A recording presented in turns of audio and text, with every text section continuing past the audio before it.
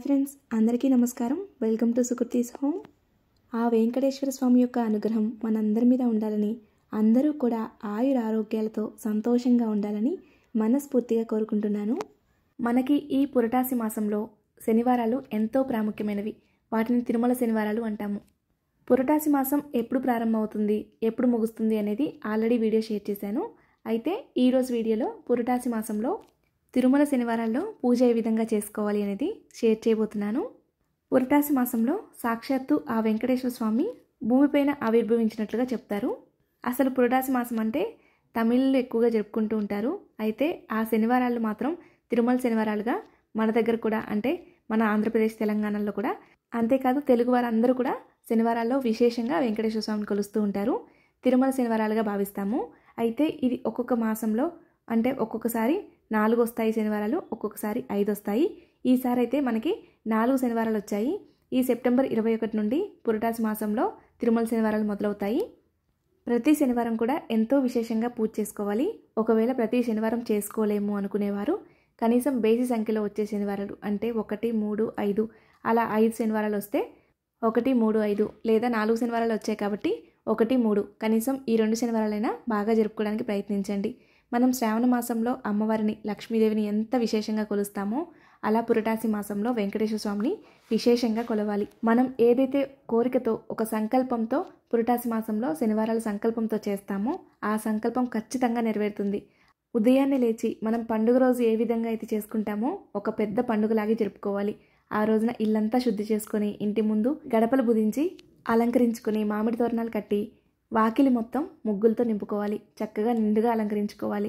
అలాగే ఇంట్లో కూడా దేవుడి మందిరంలో అయినా పూజ చేసుకోవచ్చు, లేదా పీఠం ఏర్పాటు చేసుకోవచ్చు. చక్కగా తిరునామం వేయడానికి ప్రయత్నించండి. ఎందుకంటే ఆ రోజున ఖచ్చితంగా మనం చేసే ప్రతి పనిలో తిరునామం ఉండేటట్లుగా చూసుకోవాలి. మనం ఏకాదశిలో ఏ విధంగా అయితే వెంకటేశ్వర స్వామిని విశేషంగా కొలుస్తామో అదేవిధంగా తిరుమల శనివారాల్లో కూడా కొలవాలి. అలాగే 7 శనివారాల వ్రతం చేసుకోవాలి అనుకునే వాళ్ళకు కూడా తిరుమల శనివారాలు చాలా మంచిది. మీరు మొదలు పెట్టాలి అనుకుంటే మొదలు పెట్టచ్చు. 7 శనివారాల్లో 4 శనివారాలు తిరుమల శనివారాలే అవుతాయి కాబట్టి పురటాసి మాసం మొత్తం కూడా చేసినట్లుగా అయిపోతుంది. తిరుమల శనివారాలు మొత్తం కూడా పూజ చేసుకున్నట్లుగా అయిపోతుంది. మనం ఆ రోజున తిరునామం ప్రతిదానికి వేస్తూ ఉండాలి. అంటే మనం ఇలా పీఠం ఏర్పాటు చేసుకుంటే పీఠం దగ్గర, అలాగే పిండి ప్రమిదల మీద, నైవేద్యం చేసే గిన్నె మీద, అన్నిటి మీద కూడా తిరునామం వేస్తూ చేసుకుంటూ ఉండాలి. అలాగే తిరుమల శనివారాల్లో పసుపు రంగు దుస్తులు ధరిస్తే చాలా మంచిది. వీలైతే మనం ఏర్పాటు చేసుకునే పీఠం మీద కూడా పసుపు రంగు క్లాత్ వేయడానికి ప్రయత్నించండి. మనం ఆ రోజంతా కూడా ఆ స్వామివారి ఆలాపనలో, స్వామివారి ధ్యాసలో ఉండాలన్నమాట. మనం పీఠం ఏర్పాటు చేసుకొని ఘనంగా పూజ చేసామా, లేదా నిత్య పూజలాగా చేసుకున్నామా, ఏది ముఖ్యం కాదు. మనం ఆ రోజంతా కూడా ఆ స్వామివారి ధ్యాసలో ఉండడం ముఖ్యము. చక్కగా పీఠం మీద 3 గుప్పెళ్ళు బియ్యం పోసి, బియ్యం మీద పసుపు కుంకుమ సమర్పించి, చక్కగా గంధము కుంకుమతో అలంకరించుకున్న వెంకటేశ్వర స్వామి చిత్రపటాన్ని పెట్టుకోవాలి. వెంకటేశ్వర స్వామి లక్ష్మీ సమేతంగా ఉన్న చిత్రపటాన్ని పెట్టుకోవడానికి ప్రయత్నించండి. చాలా మంచిది. స్వామివారి చిత్రపటానికి కూడా గంధము కుంకుమతో, తిరునామంతో అలంకరించండి. అలాగే స్వామివారికి సువాసనభరితంగా ఉంటే ఎంతో ప్రీతికరము. అలాగే తెల్లటి పుష్పాలంటే కూడా మహాప్రీతికరము. సువాసనభరితంగా ఉండే తెల్లటి పుష్పాలతో అలంకరించండి. మనకి ఈ పురటాసి మాసంలో అయితే జాజి పుష్పాలు, మల్లె పుష్పాలు వస్తూ ఉంటాయి కదా, వాటితో అలంకరించండి. అలాగే స్వామివారు అలంకార ప్రియుడు. మనం ఎంత అలంకరిస్తే అంత తృప్తి చెందుతాడు. అందుకే చక్కగా పువ్వులతో అలంకరించండి. పూజాపీఠం మీద అటు ఇటు పసుపు కుంకుమ నిండుగా పెట్టుకోండి. ఎందుకంటే మన ఇంట్లో కూడా ఎటువంటి కొరత లేకుండా అన్నీ నిండుగా ఉంటాయి.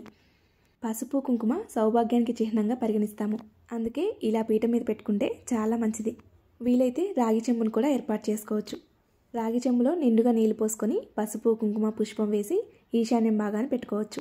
అలాగే మీ దగ్గర ఉంటే వెంకటేశ్వర స్వామి, లక్ష్మీదేవి విగ్రహాలు పెట్టుకోండి. అలాగే గణపతి విగ్రహం కూడా పెట్టుకోండి. విగ్రహాలు ఏమీ లేకపోతే చిత్రపటానికి కూడా పూజ చేసుకోవచ్చు. గణపతి విగ్రహం లేకపోతే పసుపు గణపతిని చేసుకొని పూజ చేసుకోవచ్చు. అలాగే ఈ రోజున వెంకటేశ్వర స్వామికి అభిషేకం చేస్తే కూడా చాలా మంచిది. మన దగ్గర అభిషేక ద్రవ్యాలు, పంచామృతాలు లేకపోయినప్పటికీ నీటిలో తులసి దళాలు వేసి ఆ తులసి జలంతో ఆ స్వామివారికి అభిషేకం చేయవచ్చు. చక్కగా మనం పెట్టుకున్న విగ్రహాలన్నీ కూడా పువ్వులతో అలంకరించాలి. అలాగే మనం ఏ పూజ చేయాలన్నా, ఏ వ్రతం చేయాలన్నా ఎటువంటి విఘ్నం కలగకుండా ముందుగా ఆ విఘ్నేశ్వరుని పూజించాలి. అందుకే గణపతికి పసుపు, కుంకుమ, గంధము, అక్షింతలు, పుష్పము సమర్పించి ధూపదీప నైవేద్యాలు సమర్పించాలి. మనం ఈ పూజని పూజా మందిరంలోనే చేసుకున్నట్లయితే నిత్య పూజ ఏ విధంగా చేసుకుంటామో అదే విధంగా చేసుకొని పఠించవలసిన శ్లోకాలు, సమర్పించవలసిన నైవేద్యం విశేషంగా సమర్పించాలి. వెంకటేశ్వర స్వామి పూజలో ముఖ్యంగా చేయవలసింది పిండి దీపారాధన. పిండి దీపారాధన వలన ఎటువంటి గ్రహదోషాలున్నా తొలగిపోయి ప్రశాంతంగా ఉంటారు. బియ్య పిండిలో కొంచెం బెల్లం వేసి ఆవు పాలు, ఆవు నెయ్యి వేసుకొని అలాగే నీరు కలుపుకుంటూ పిండి ప్రమిదలు చేసుకోవాలి. ఆవు పాలు, ఆవు నెయ్యి కలపడం వలన పిండి ప్రమిదలు విరిగిపోకుండా ఉంటాయి. మీరు కేవలం నీటితో మాత్రమే చేస్తే వేడికి పిండి ప్రమిదలు విరిగిపోతాయి. నేను ఈ మధ్య నామం లాకెట్స్ తెప్పించుకున్నాను. పిండి ప్రమిదలకి చక్కగా అలంకరణగా ఉంటుందని అవి పెట్టాను. పిండి ప్రమిదల్ని కూడా చక్కగా గంధము, కుంకుమతో అలంకరించుకోవాలి. మొదట దీపారాధన చేసి మనం అన్నీ చదువుకున్న తర్వాత పిండి దీపారాధన చేయవచ్చు, లేదా ముందుగానే పిండి దీపారాధన చేయవచ్చు. పిండి దీపారాధన మొదటే చేసినట్లయితే మీరు అన్నీ చదువుకునేటప్పుడు జాగ్రత్తగా గమనిస్తూ ఉండండి. ఎందుకంటే పిండి దీపారాధన త్వరగా కొండెక్కుతుంది. పిండి ప్రమిదలు మన వీలును బట్టి ఎన్నైనా తయారు చేసి పెట్టవచ్చు.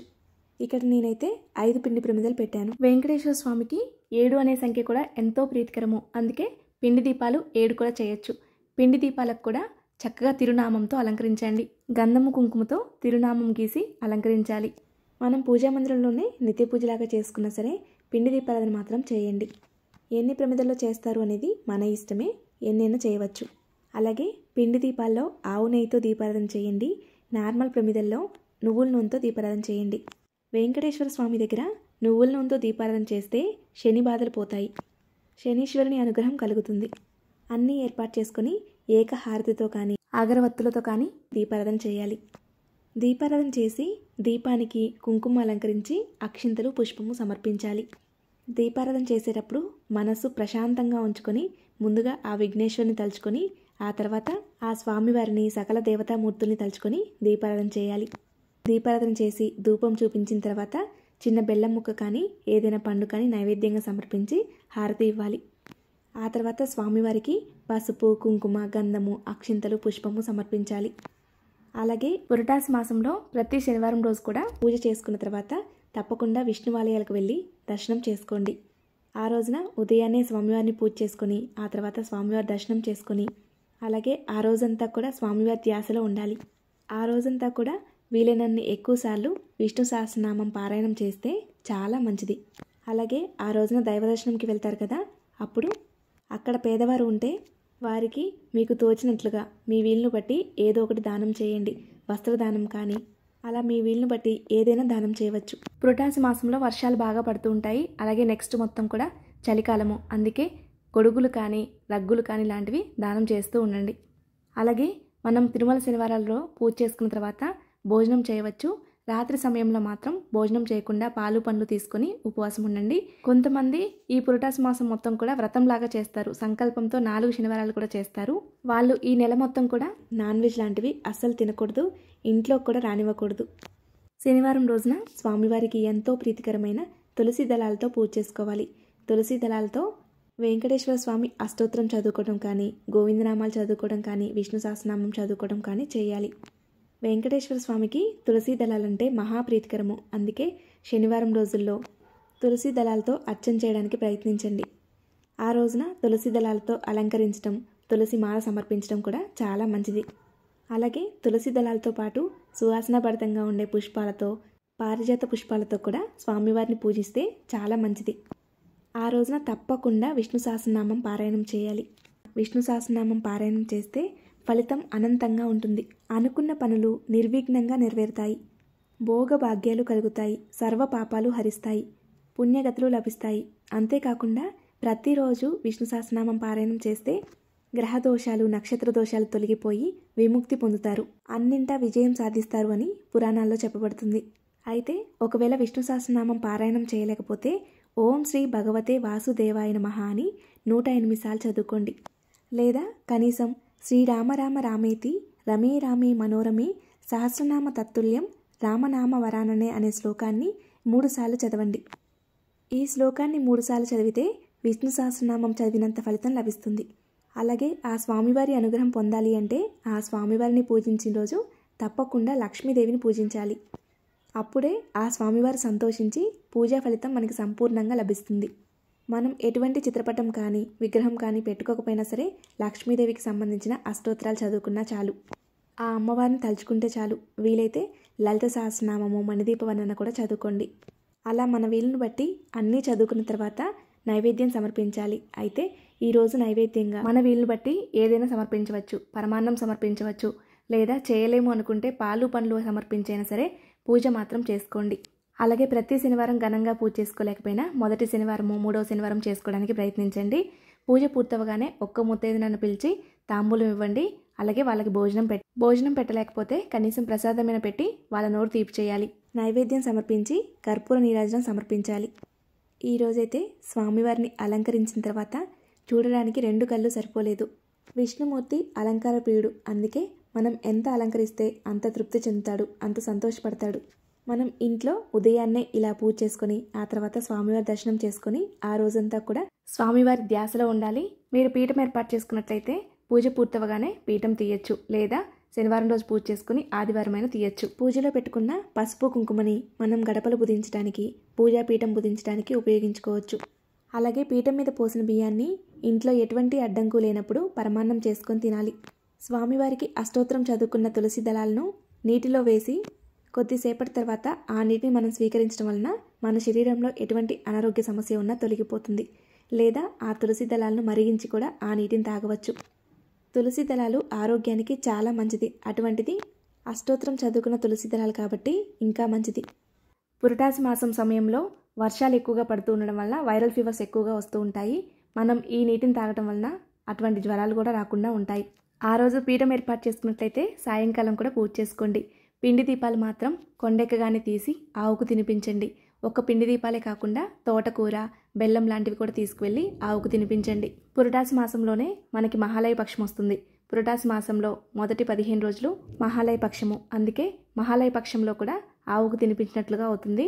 ఒకవేళ మీరు ఏమీ చేయలేకపోయినా నిత్య పూజ చేసుకున్నా సరే ఆవుకు మాత్రం చక్కగా తోటకూర, బెల్లం తినిపించడానికి ప్రయత్నించండి. ఇంకా మీ వీలుని బట్టి ఆవుకి ఒక్క రోజుకైనా గ్రాసానికి డబ్బులు ఇవ్వండి. మనం దేవతామూర్తులకి స్వయంగా పూజ చేసుకోలేము, కానీ ఆవుకు మాత్రం స్వయంగా పూజ చేసుకోగలము. అలాగే మనం పూజాపీఠం తీసిన తర్వాత అక్కడ శంకుచక్ర నామాలు గీసాం కదా, వాటిని చీపురుతో ఊడవకూడదు.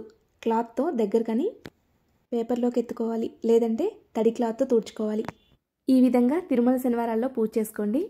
ప్రతి శనివారం కూడా ఇదే విధంగా పూజ చేసుకోవచ్చు. ఈ పురటాసి మాసంలోనే తిరుమలలో బ్రహ్మోత్సవాలు జరుగుతూ ఉంటాయి. వీలైతే తిరుమల వెళ్ళి వెంకటేశ్వర స్వామిని దర్శించుకోవడానికి ప్రయత్నించండి. తెలుసుకున్నారు కదండి, పురటాసి మాసంలో తిరుమల శనివారాల్లో పూజ ఏ విధంగా చేసుకోవాలి అనేది. ఈ విధంగా పూజ చేసుకుంటే తప్పకుండా స్వామివారి అనుగ్రహం మనకు కలుగుతుంది. ఈ వీడియో మీకు నచ్చింది అనుకుంటున్నాను. అలాగే ఈ వీడియో మీకు ఉపయోగపడుతుంది అనుకుంటున్నాను. ఈ వీడియో కానీ మీకు నచ్చినట్లయితే లైక్ చేయండి. మీ స్నేహితులకి, బంధువులకి షేర్ చేయండి. మరిన్ని వీడియోస్ కోసం మన ఛానల్ సబ్స్క్రైబ్ చేసుకోండి. ధన్యవాదములు.